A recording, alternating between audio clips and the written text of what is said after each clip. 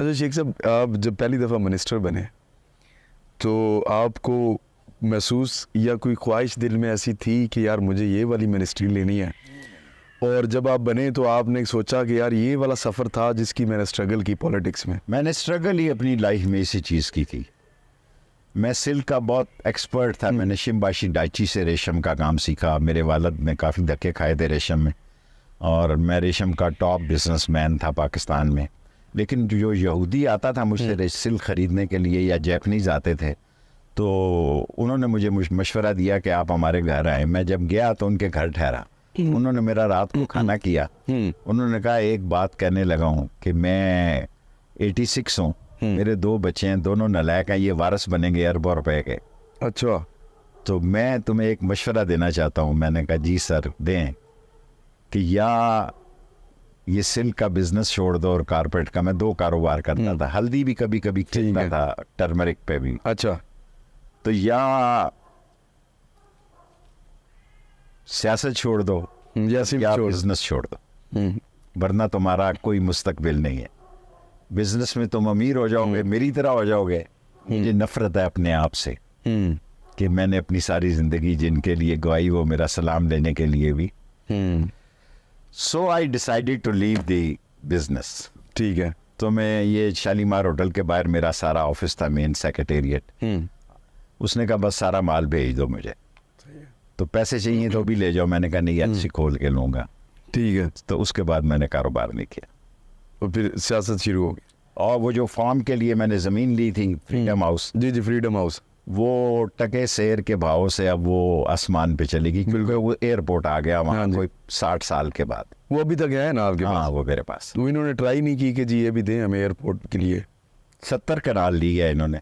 अच्छा, पैसों से, मुफ्त नहीं थी। वही जो वो डीसी रेट निकलता है। डीसी रेट निकला, लेकिन गांव ने केस किया और डीसी रेट 45,000 रुपए पे 45 लाख रुपए पे चला गया। सही।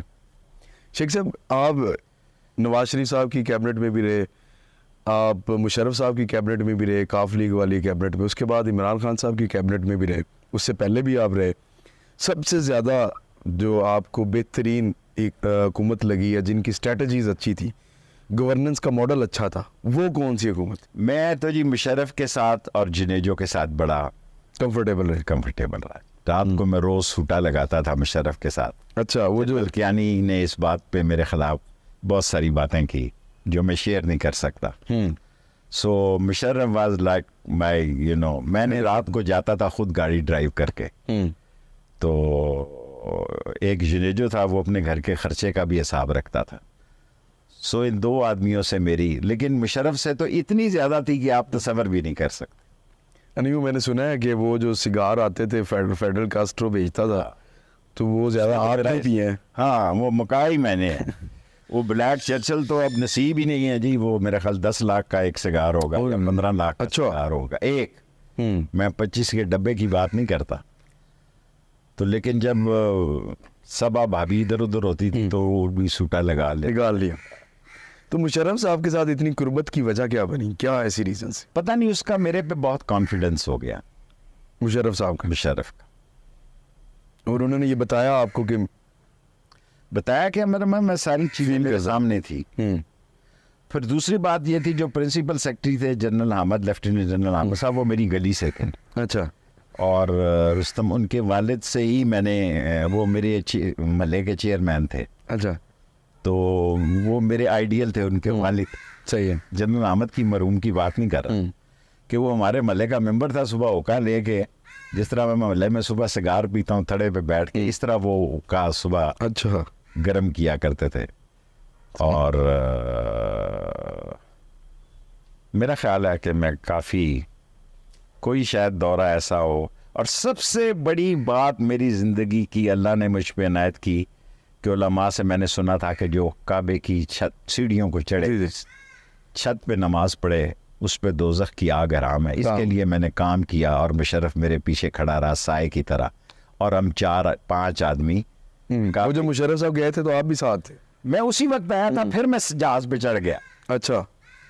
और मैंने प्लान किया, सारा प्लान मैंने किया। वो गवर्नर बड़े नखरे में था उस वक्त। और मैंने मुशर्रफ को कहा कि अगर आप मुझे इख्तियार दें तो मैं ये काबे के अंदर एक दरवाज़ा है जो सीढ़ियाँ अच्छा चलती हैं। जी जी बिल्कुल ऐसे ही। एक तो वो दरवाज़ा जो ना बाहर है। जिससे हम सारे हाँ जी। मशहूरी के लिए भी गुजरते हैं, जी हाँ। कंपनी की मशहूरी के लिए। एक वो दरवाज़ा जो काबे के अंदर से जाता है। हाँ तो मैंने गवर्नर मक्का को कहा कि मुशर्रफ वांट्स द टीम और गो अपस्टेयर्स। ठीक है। उसने कहा चाबियां नहीं है, वो दो लड़ाई थी कि एक की चाबी हो, एक के हाँ पास जी। हुकूमत हो। फिर इतना स्मार्ट आदमी है, मैंने कहा मुशर्रफ कहता है हेलीकॉप्टर पे उस बंदे को बुलाओ। वो बंदा आ गया, चाबी थी। चाबी जब आई तो मैंने कहा ये सीढ़ियाँ 1400-1500 साल पुरानी है जिस पे हुजूर सल्लल्लाहु अलैहि वसल्लम के ऊपर जाया करते थे। तो पता नहीं कहीं मेरा नाम, ये जर्नैल हैं इतने सारे, लेकिन मुशर्रफ खानदानी था। उसने कहा शेखू यू फर्स्ट। अच्छा तो सबसे पहले मैं नबी की सीढ़ी पे चढ़ा सुभान अल्लाह। और वहाँ जाके नमाज पढ़ी। जो 5 आदमी गए उसमें से कई जर्नैल उसने ड्रॉप कर दिए, क्योंकि उस वक्त अच्छा। काबे के अंदर कई जर्नैल मौजूद थे। हैं जी, सिर्फ एक खुर्शीद कसूरी को उसने साथ लिया और बाजवा वो जनरल साहब और जबरदस्त। अच्छा शेख साहब, अभी आपने जिक्र किया थड़े पे बैठते थे, तो ये जो लाल हवेली है, जब भी इसका जिक्र आता है तो शेख रशीद का भी जिक्र आता है, शेख रशीद की बात हो तो लाल हवेली का जिक्र ज़रूर आता है। फिर आप जो ये मफलर पहनते हैं लाल कलर का, इसका और ये लाल हवेली का और आपका आपस में क्या था? मेरा लाल चौक से श्रीनगर से तल्लक है जी, अच्छा शोहदा की सरजमीन से, और मेरा वहाँ बड़ा असर है, पाकिस्तान से ज़्यादा असर है। मैं उस इलाके में मकबूल तरीन वर्कर हूँ पॉलिटिकल। सही है। और इससे आगे मैं कुछ नहीं कहना चाहता। वैसे ये लाल मफलर की लाल हवेली है, लाल हवेली तो लाल और ब्लैक मेरी कमज़ोरी है, कलर। अच्छा, ये वैसे वो कम्युनिस्ट और उनको भी रिप्रेजेंट करते हैं, सोशलिस्ट को।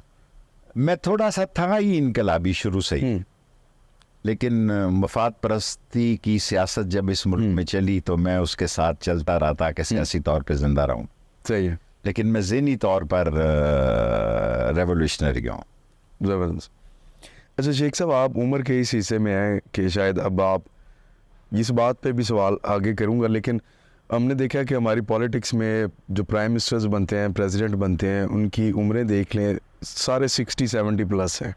अब जरदारी साहब को देख लें आप, बैरूनी ममालिक जो हैं जैसे यूरोप है, और वहाँ पे 35-35 40-40 साल के लोग सर आ रहे हैं। पाकिस्तान का अलमिया क्या है कि ऐसी लीडरशिप क्यों नहीं आगे आ रही? ख़ानदानों से नहीं निकल सकी। जब बेनज़ीर शहीद हुई और आसिफ जरदारी साहब की शादी के सारे मामलात से मैं वाकिफ़ हूँ। जब बेनज़ीर शहीद हुई और उन्होंने कुछ अर्सा पहले मुझे 7 साल कैद हुई, तो मैं 7 साल कैद करके आया तो बच्चा गोद में उठाया हुआ था। तो उसने मुझे कहा Sheikh Rashid sorry I come to know कि तुम्हारी माँ मर गई थी। तो मैंने कहा उसी दिन मरी थी जिस दिन तो उसने मुझसे पूछा तूने जनाजा पढ़ा था? मैंने कहा मैंने जनाजा ही पढ़ा था, ख़त्म नहीं दिया क्योंकि मुझे पकड़ लिया गया और दहशतगर्दी की अदालत में मुझे 7 साल कैद दे दी। तो उसने कहा आई एम वेरी सॉरी।